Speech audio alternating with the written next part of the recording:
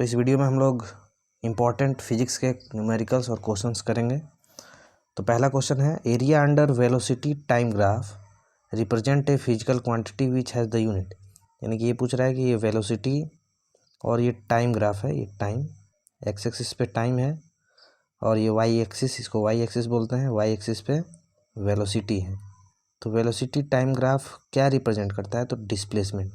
जैसे ये ऑब्जेक्ट ऐसे मूव कर रहा है तो इसका जो एरिया होगा ये रिप्रेजेंट करता है क्या? डिस्प्लेसमेंट।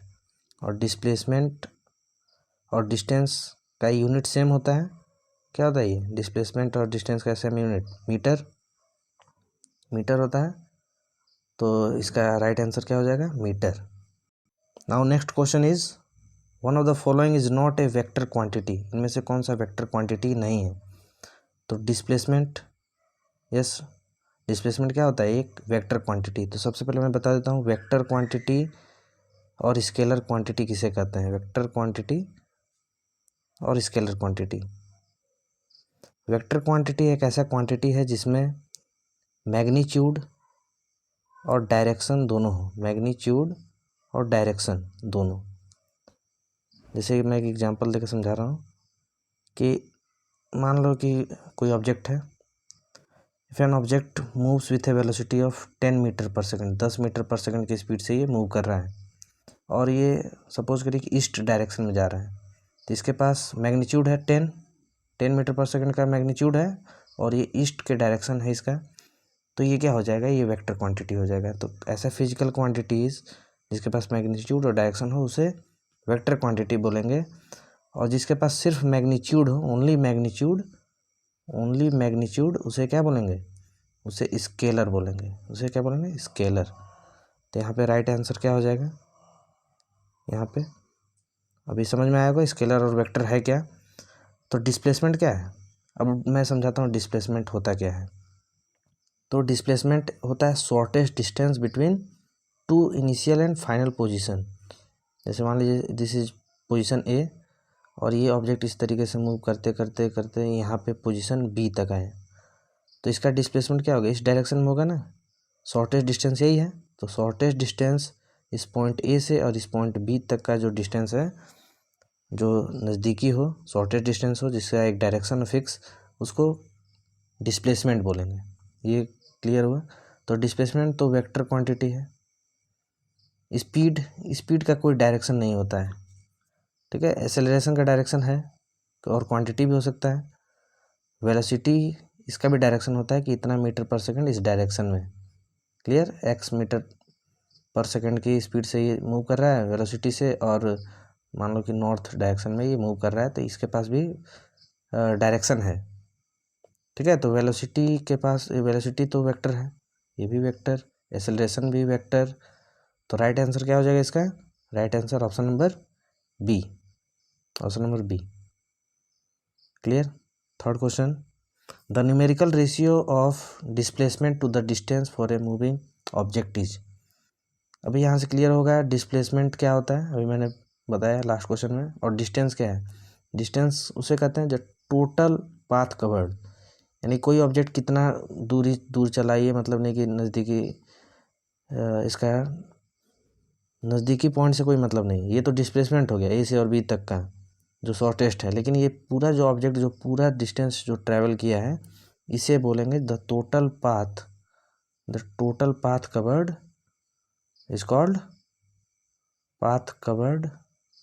Is called distance. तो ये डिस्टेंस हो जाएगा। तो यहाँ पे पूछा हुआ है रेशियो। अब एक बार क्वेश्चन देखते हैं। डिस्प्लेसमेंट, ये रहा डिस्प्लेसमेंट और ये रहा डिस्टेंस, इनका रेशियो क्या होगा? तो डिस्प्लेसमेंट तो छोटा हो सकता है और एक कंडीशन में दोनों बराबर हो सकता है, दोनों का डायरेक्शन इस डायरेक्शन में तो बराबर भी हो सकता है, लेकिन डिस्प्लेसमेंट हमेशा डिस्टेंस से छोटा होगा। तो इसका राइट आंसर क्या हो जाएगा? इक्वल और लेस देन 1, क्लियर।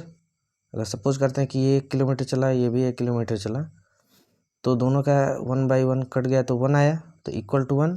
और लेस देन 1 किस कोई कंडीशन में होगा? मान लीजिए ये ऑब्जेक्ट इस तरीके से चला, इसका डिस्प्लेसमेंट 1 से कम है और ये डिस्टेंस चला, ये 1 से ये 2 चला, तो 2/1 तो 1, ये तो कम हो गया ना डिस्प्लेसमेंट, इसलिए इक्वल टू और लेस देन 1 हुआ। Next question, the particle is moving in the circular path of radius R, the displacement after half a circle would be. एक ऑब्जेक्ट है जो सर्कुलर पाथ में इस तरीके से मूव कर रहा है, ठीक है, और ये जो है ना आधा पार्ट बस चला है, ये पॉइंट ए मान लेते हैं, यहाँ से चला और हाफ पॉइंट यहाँ तक बी तक चला। तो ए से बी तक ये जो चला, ये पॉइंट ए से बी तक, यहाँ से ये ए निकालना है हम लोग को, ये कितना चला, द डिस्प्लेसमेंट। तो डिस्प्लेसमेंट क्या हो जाएगा, ए से बी ये वाला, ये आर होता है, ये आर होता है, तो आर प्लस आर कितना हो जाएगा, ये 2r हो जाएगा। तो डिस्प्लेसमेंट कितना हो गया 2r। और अगर डिस्टेंस पूछता है तो डिस्टेंस कितना होता है, यहाँ से एक से लेकर ये वाला डिस्टेंस बी तक, तो पूरा टोटल होता है 2πr।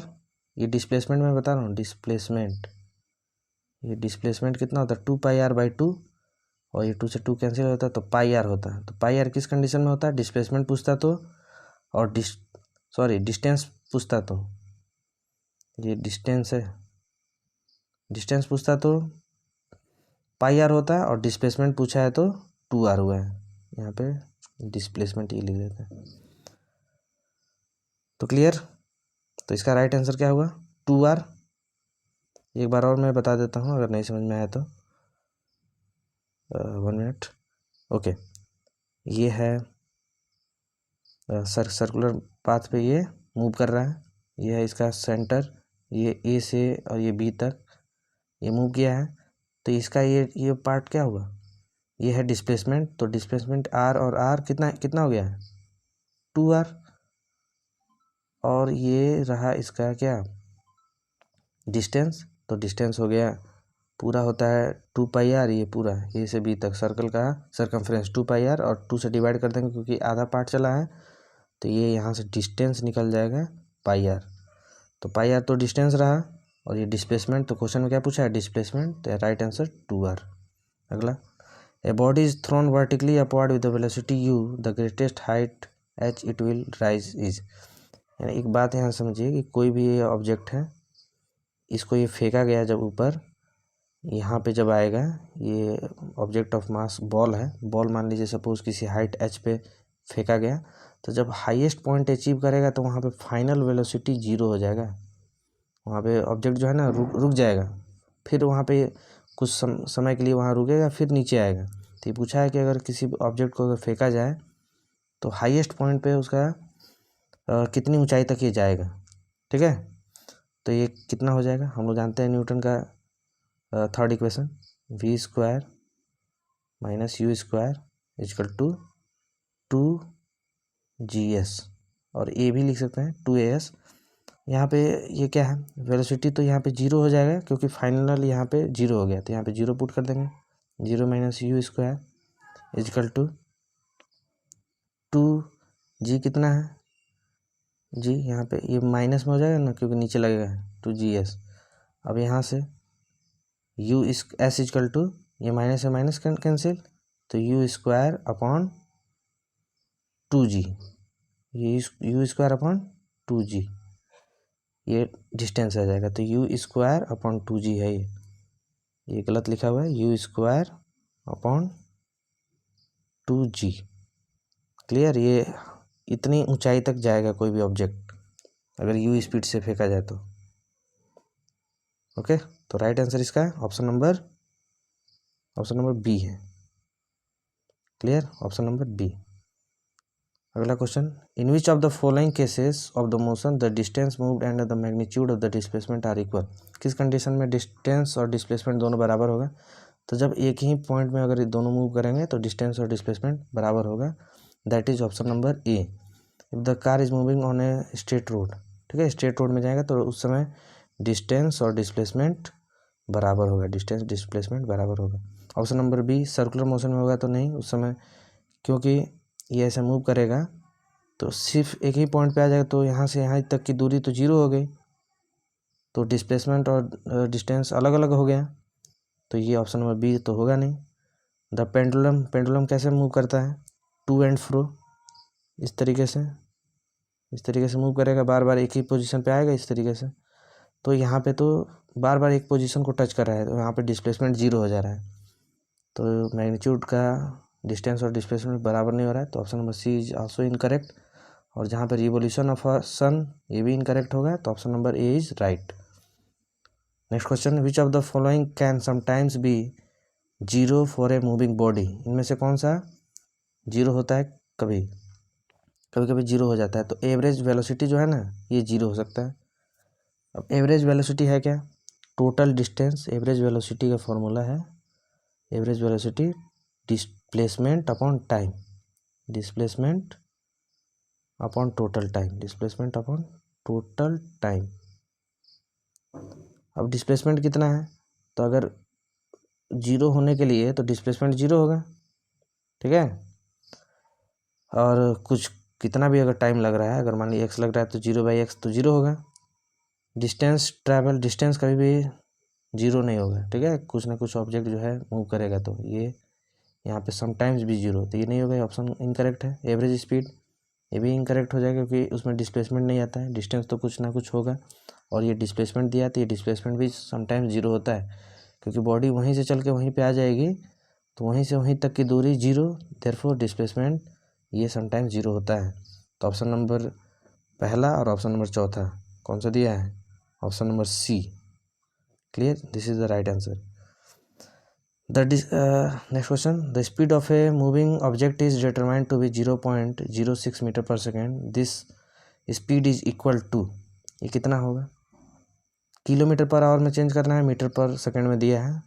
सिंपल है क्वेश्चन, क्या करिए इसको 0.06 और मीटर पर सेकेंड को, मीटर को किलोमीटर में बनाने के लिए क्या करते हैं, 1000 से डिवाइड करते हैं, और 1000 से जब डिवाइड करेंगे यहाँ पे, और सेकंड को आवर में चेंज करने के लिए 3600 से इसको क्या करेंगे, इसको भी डिवाइड करेंगे, तो ऊपर आ जाएगा 3600, और इसको कैंसिल करेंगे तो 18/5। तो 18/5 से अगर हम लोग मल्टीप्लाई कर दे 0.06 को, तो ये किस में चेंज हो जाएगा, किलोमीटर पर आवर में। इसको डिवाइड कर लेते हैं, 5 से इसको कैंसिल किए तो 5 3 जाए 15, और 3 0 5 6 30, और इसको मल्टीप्लाई कर देंगे 0.06 इंटू 3.6, तो ऑप्शन क्या होगा 36 यानी कि 2.16, ठीक है। Option number A is right. Clear हुआ होगा, अगर कोई डाउट है तो आप लोग कमेंट बॉक्स में पूछ सकते हैं। Next question, when a car driver travelling at a speed of 10 metre per second applies a brake and brings the car to rest in 20 second, तो रिटार्डेशन इसका कितना होगा, ठीक है। रिटार्डेशन, तो रिटार्डेशन कैसे निकालते हैं, रिटार्डेशन निकालने का फॉर्मूला है velocity, final velocity on minus initial velocity upon time, ठीक है। तो कितना आ जाएगा, फाइनल वेलोसिटी कितना है, ये तो जीरो है ना, क्योंकि अब ब्रेक मारेगा तो फाइनल वेलोसिटी तो जीरो होगा ही, और इनिशियली ये मूव कर रहा है 10 से, तो 0 - 10 अपॉन कितने समय में 20 सेकेंड, तो डिवाइड बाई 20, और ये -10 अपॉन 20 कितना हो जाएगा 1/2, तो रिटार्डेशन कितना आ गया 1/2 आया, 1/2 यानी कि 0.5 मीटर पर सेकेंड स्क्वायर, तो कितना आ गया 0.5 मीटर पर सेकेंड स्क्वायर, यानी कि ऑप्शन नंबर डी। क्लियर। अब रिटार्डेशन यहाँ पूछा है, इसलिए निगेटिव नहीं लेंगे। अगर एसेलेरेशन पूछा रहता तो माइनस में ये वाला ऑप्शन टिक करते हैं, लेकिन रिटार्डेशन पूछ दिया है, तो इसलिए रिटार्डेशन तो पहले ही से उसका मतलब है निगेटिव में, तो निगेटिव है और यहाँ पे पॉजिटिव में है, तो लिख देंगे यही। Question number this, a boy goes from A to B and B to A the same और डिफरेंट वेलोसिटी, ए से बी तक गया, बी से ए तक आ गया, वहीं से वहीं तक की दूरी, डिस्प्लेसमेंट जीरो, और टाइम कितना भी लगा हो तो एवरेज कितना हो जाएगा, average equal to displacement upon time, यानी 0 बाई, और कितना भी समय लगा हो तो वहाँ पे क्या हो जाएगा, जीरो होगा ना, तो एवरेज वेलोसिटी जीरो हो गया। तो right answer option number C. देखिए ये बोला ए से बी तक गया, तो बी से ए तक आया, तो ठीक है, तो चला जितना वहीं तक आ गया तो डिस्प्लेसमेंट जीरो हो गया, तो देयरफॉर एवरेज वेलोसिटी यहाँ पे भी 0 होगी। यहाँ पे if the displacement of an object is proportional to the square of time then the object moves with, किस में चल रहा है, यूनिफॉर्म एक्सेलरेशन में। अगर square of time uniform acceleration में चल रहा है, जैसे S equal to U T plus half A T square, इसमें जो एक्सेलरेशन है ना, ये कैसे चलता है, ये यूनिफॉर्म एक्सेलरेशन में। यहाँ पे जो एक्सेलरेशन होता है ये यूनिफॉर्म एक्सेलरेशन है। Clear. A car is travelling at a speed of 90 kilometre per hour, applies a brake so as to produce a uniform acceleration of this, find how far the car will go it for to rest. तो ये question को मैं दे रहा हूँ homework, इसको आप लोग करिए, नहीं तो इसका सॉल्यूशन मैं अगले वीडियोज़ में बताऊँगा। ठीक है, इसका आंसर कमेंट कीजिए आप लोग कमेंट बॉक्स में। Okay, suppose a boy is enjoying a ride on a merry-go-round which is moving with a constant speed of 10 metre per second, implies that the boy is, किस में होगा, अगर एक बच्चा है, ये मैरी गो राउंड, ये झूला झूले होंगे आप लोग बचपन में या अभी भी, जो नहीं सर्कस में इस तरीके से मूव करता है मैरी गो राउंड, यहाँ पे इस तरीके से झूला रहता है, ये ऊपर नीचे चलता है, तो यहाँ पे ये हर समय अपना वेलोसिटी बदलता रहता है। अगर वेलोसिटी बदल रहा है तो ये एक्सेलरेटेड मोशन में है, तो option number C is right. Clear. यहाँ पे ये देखिए, a car of mass 10 kilogram is moving with a velocity of 10 metre per second, और वेलोसिटी टाइम ग्राफ इसका हॉरिजॉन्टल लाइन पे है, लेकिन ऐसे वेलोसिटी है और टाइम है और ये सेम है, इस तरीके से है, इसके टाइम के हॉरिजॉन्टल, यानी कि ये कैसे चल रहा है, यूनिफॉर्मली एक्सेलरेट कर रहा है, यानी कि जितने वेलोसिटी से चल रहा है उतने ही वेलोसिटी से ये चलेगा, तो यानी कि 10 मीटर पर सेकंड इसका राइट आंसर हो जाएगा। यहाँ पे ये दिया है, इससे हमको कोई मतलब नहीं। ठीक है, इसका वेलोसिटी पूछ रहा है ना, तो वेलोसिटी टाइम ग्राफ यहाँ पे कांस्टेंट है, यानी कि कांस्टेंट स्पीड से चलेगा, यानी कि जितना वेलोसिटी है उतना ही वेलोसिटी से ये भी मूव करेगा। क्लियर। तो 10। विच of the following situation is possible, an object can have the acceleration but constant velocity, ऐसा कभी नहीं होगा। अगर एक्सेलरेशन है तो उसका वेलोसिटी चेंज होगा। ठीक।